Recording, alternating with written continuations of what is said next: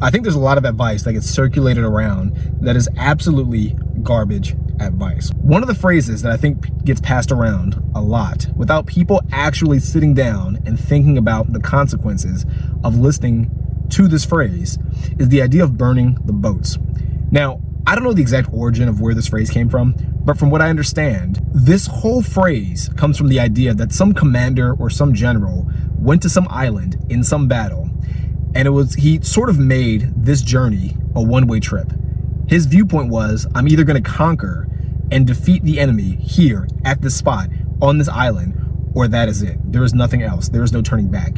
And so as he set foot on the island, he decided to burn the boats. Essentially, he created a point of no return. And putting himself in this sort of corner, backing himself up into this position, is what allowed him to win the battle, because he had nowhere else to turn. He had nowhere else to go. There was no retreat. There was no turning back. He only was able to focus on the goal in front of him and move forward. Now, for the sake of the story and from a military viewpoint, this idea does make sense. This could theoretically work. However, people take this idea and they apply it to every aspect of their lives. For example, if you want to start a business, many people might say, well, if you want to start a business, what you should do is just pursue and go all in on the business. Burn the boats. Don't go back. Burn the ships behind you.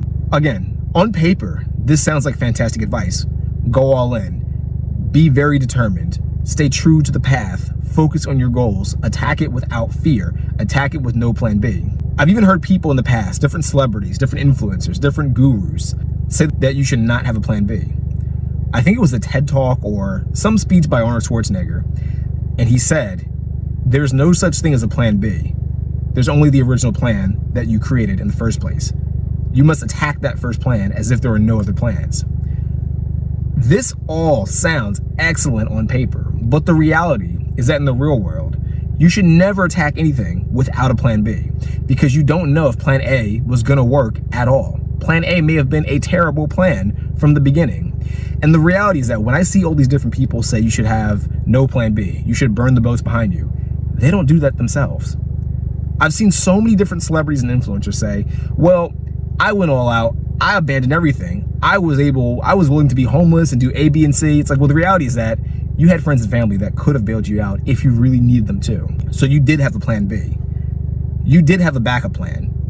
You just didn't consider that backup plan as maybe the most viable option, or you didn't really want to use that backup plan. Maybe it was the ultimate last resort, but it was still an option for you to take. Now, I give this advice, much like a lot of my advice, from a perspective of me having actually experienced something and, in this case, failed at something. I want to tell you a quick story. Back in the past, I used to work at a law firm. To me, it was a fantastic job. I got benefits, I got paid very well. I wasn't that stressed out at this law firm. Overall, it was a pretty good job. Now, a buddy of mine and myself started a business. It was a marketing agency. We'd run Facebook ads and we'd help people with social media closing. So we would try to get people to get fun. We'd sort of set up Instagram and Facebook like a funnel, have people go in through lead magnets, and then we'd eventually close them and turn them into clients for our clients. Does that make sense? When we started to gain traction, and when we did slightly well, not extremely well, slightly well, we thought that there was opportunity for growth. And we thought that the path toward growth was to use more of our time to invest into the business. We thought that by using our time to generate more leads for ourselves, we'd be able to make more money faster. And so what both of us did is we quit our jobs. We took that idea of burning the ships behind us quite literally.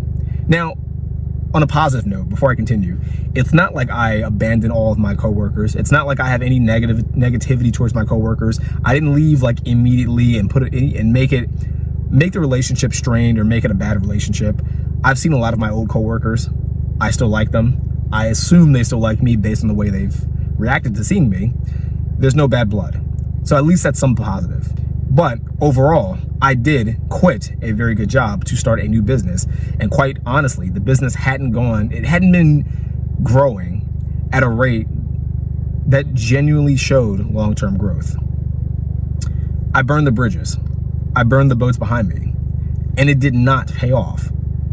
Overall, what ended up happening is that about a year into this business, my business partner and I decided to go separate ways. He had different creative sort of ideas. He had certain ideas toward the business that I didn't quite agree with. He had other obligations that he wanted to pursue, which is totally fine. That's how things are. It's totally fine. And he ended up moving away to a different state altogether. The business at that point became a one-man show. It was just me. And I tried to keep the business going. I tried to do pretty much everything by myself. Lead generation, closing, ad generation, funnel creation, pitching to other people for clients. I tried to do everything by myself. And I ended up using a lot of my own money in the form of credit cards to fund a lot of the software we were using. I tried to pay to get more clients. Basically, I was wasting money in ways that I should not have been wasting on. There were a lot of free alternatives that now I know, but at the time I was a new business owner. I did not know any better. So I was just wasting a bunch of money trying to get clients and get leads. It didn't work out well. And for the longest time, I had a lot of credit card debt because of this. I almost actually went bankrupt by making that decision. So when I say you should not burn the boats behind you, this is exactly what I mean. Instead, in hindsight, what I should have done is I should have gradually eased into the second business while keeping the first business.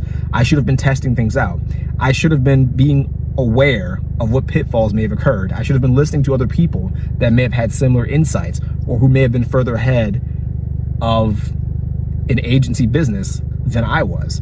And then from there, rather than burn the bridges and risk disaster, risk losing the battle, so to speak, I would have been more prepared, better equipped to succeed and win the battle and ultimately win the war, which was dominating in the business and effectively dominating in life. Does that make sense at all? So my advice to you is this: don't listen to terrible advice. Don't listen to things that sound good on paper. Take the time to think through what could objectively happen. You might go to the island expecting to burn the boats behind you and just succeed, not realizing that you were not prepared to fight the battle in the first place. You did not know how many enemies you were up against. And maybe had you kept the boats behind you, you could have successfully retreated, you could have stayed alive, and you could have fought another day to ultimately win the war. Sometimes you lose the battle, but it's all about winning the war. Hope this all made sense. By the way, if you found this video helpful at all, I want to let you know that I have a newsletter, and I don't spam anybody, but every once in a while, when I do get some insights, I like to write it out in long form. If you join the newsletter, you will receive information much like this with more details, as well as special offers like free courses, free ebooks, free information that will help you improve your life overall.